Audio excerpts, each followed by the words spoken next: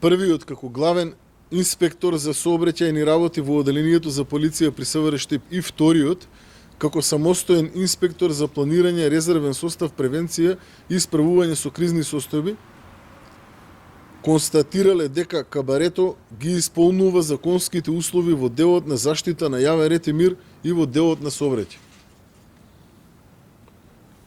Третиот, како началник на одделение за полиција во СВР Штип и четвртиот, како началник на СВР Штип, одобриле и подпишале известување до Министерството за економија во кое е констатирано дека кабарето ги исполнува законските услови и со тоа што не извршиле целосна поврака.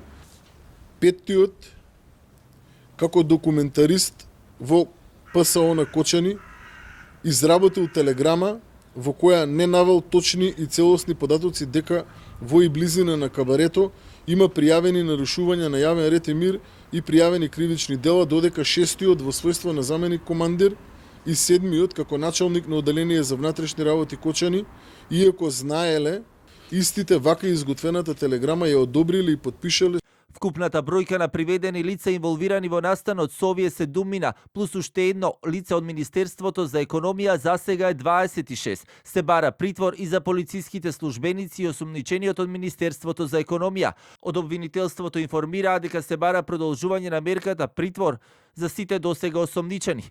Основното јавно обвинителство Кочани до надлежниот суд достави предлози за продолжување на мерка краткорочен притвор за нови 48 часа за 16 лица досега опфатени со постапката на која оваа мерка им истекува во текот на денот. На уште 2 лица, по предлог на обвинителството, притворот им е определен во текот на вчерашниот ден и тој се уште трае. Вкупно, мерка краткорочен притвор во овој момент е побарана за 18 лица. Она што е познато е дека меѓу приведените е и екс-министерот за економија Крешник Бектеши, кој е спроведен во затворот во Шуто Оризари, а приведени се директорот на Државниот пазарен инспекторат Горан Трајковски, директорот на дирекцијата за заштита и спасување Беким Максути.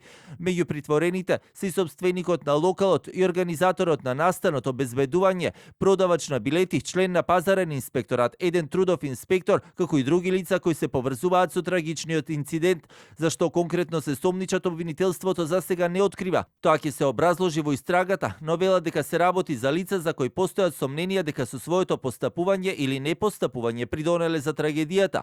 Од обвинителството веќе посочија дека најголем дел од приведените се сомнечат за тешки дела против општа сигурност, а казните можат да се движат од најмалку 3 па се до 20 години.